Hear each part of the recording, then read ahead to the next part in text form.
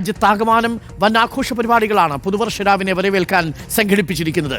കേരളത്തിലും പ്രധാന വിനോദസഞ്ചാര കേന്ദ്രങ്ങളിൽ വൻ തിരക്കാണ് അനുഭവപ്പെടുന്നത്. കർശന സുരക്ഷയാണ് പോലീസ് ഒരുക്കിയിരിക്കുന്നത്. ഫോർട്ട് കൊച്ചിയിൽ നിന്ന് അലി അക്ബർ ഷായും കോഴിക്കോട് ബീച്ചിൽ നിന്ന് മുബഷിർ പി അക്ബറും നമുക്കൊപ്പം ചേരുന്നു തത്സമയം. ആദ്യം ഫോർട്ട് കൊച്ചിയിൽ നിന്ന് അലി അക്ബർ ഷായിലേക്ക് എത്താം. അതിനു മുമ്പ് കോഴിക്കോട് ബീച്ചിൽ മുബഷീർ ഉണ്ട്. Mubasheer, very good evening, advance happy new year to you. Mubasheer, Kozhikode 2025 വരവേൽക്കാൻ ഇറങ്ങി തിരിച്ചിട്ടുണ്ട്. നിയന്ത്രണങ്ങളൊക്കെ ഉണ്ടെന്നറിയാം. ആൾക്കൂട്ടം എത്തുന്നുണ്ടോ ബീച്ചിലേക്ക്?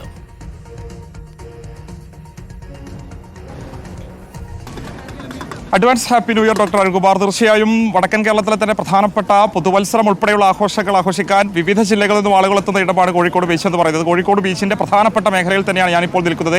നിരവധി ആളുകൾ തന്നെയാണ് ഇങ്ങോട്ടേക്ക് എത്തിക്കൊണ്ടിരിക്കുന്നത്.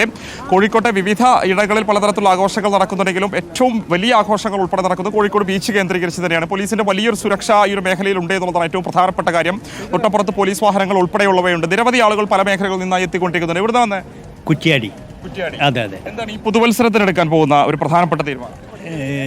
നാടിൻ്റെ എല്ലാ നന്മകളെയും തിരിച്ചു പിടിക്കുക, ആർദ്രതയും കരുണയും മതേതരത്വവും മാനവികതയും മനുഷ്യത്വമുള്ള പുതിയ സമൂഹത്തെ വീണ്ടും തിരിച്ചെടുക്കുക. അതാണ് 2025 മാനവിക ലോകം ആഗ്രഹിക്കുന്നത്. കുറവ് വന്നിട്ടുണ്ടല്ലോ. തീർച്ചയായും ആ പരിക്കുകളെല്ലാം പരിഹരിച്ചുകൊണ്ട് പുതിയ കാലത്തെ രൂപപ്പെടുത്തുക എന്നതാണ് നാടും നാട്ടുകാരും ആഗ്രഹിക്കുന്നത്. കോഴിക്കോട് ബീച്ചിലെ പുതുവത്സരം അവർ പോയി എങ്ങനെയുണ്ട്? കോഴിക്കോട് ബീച്ചിലെത്തുന്ന സമയത്ത് എന്താ തോന്നുന്നത്? ഒരുപാട് ആളുകളുണ്ട്, നല്ലൊരു വൈബാണ്, ഒരുപാട് ആൾക്കാരുണ്ട്, ഒരുപാട് ഫാമിലികൾ വന്നിട്ടുണ്ട്. എല്ലാം നല്ലൊരു കാഴ്ചയാണ്. ഞങ്ങൾ എന്തായാലും പുതുവത്സരം ആഘോഷിച്ചിട്ട് തന്നെയാണ് മടങ്ങി പോവുക. പുതുവത്സരം കഴിഞ്ഞിട്ട് തന്നെ പോകുള്ളൂ. 2025 കടന്നിട്ട് കോഴിക്കോട് ബീച്ച് കഴിഞ്ഞിട്ടാണ് നാട്ടിലേക്ക് പോകാനാണ് തീരുമാനം. 2025 കൈപിടിച്ചിട്ടേ ഞങ്ങൾ മടങ്ങുന്നുള്ളൂ. കുറ്റ്യാടിക്കാർ ആ അർത്ഥത്തിൽ കേരളത്തിന് തന്നെ മാതൃകയാണ്. എന്നും നന്മയുടെ പാശം ചേരുന്ന ഒരു വലിയ പാരമ്പര്യമാണ് കുറ്റ്യാടിക്കുള്ളത്. ഞങ്ങൾ കുറ്റ്യാടിക്കാർ അങ്ങനെയാണ് ഈ ചരിത്രമിറങ്ങുന്ന കടപ്പുറത്തേക്ക് വന്നത്. 2025 റെസൊല്യൂഷൻ അങ്ങനെ ഒരു പ്രത്യേക റെസൊല്യൂഷൻ തീരുമാനം ഇതുവരെ എടുത്തിട്ടില്ല, എടുക്കാൻ പോകുന്നില്ല. കുറച്ചും കൂടെ സമയമുണ്ടല്ലോ, ആ ഒരു സമയം കൊണ്ട് തീരുമാനം എടുക്കാൻ എന്നാണ് ഉദ്ദേശിക്കുന്നത്. പുതിയതായിട്ടൊന്നും എടുത്തു കഴിഞ്ഞിട്ടില്ല. അതൊരു നിർണായക തീരുമാനം. തീർച്ചയായിട്ടും ഉറപ്പായിട്ടും അത് തീർച്ചയായിട്ടും. പ്രായഭേദമന്യേ കോഴിക്കോട് ബീച്ചിലേക്ക് നിരവധി ആളുകൾ എത്തിക്കൊണ്ടിരിക്കുകയാണ്.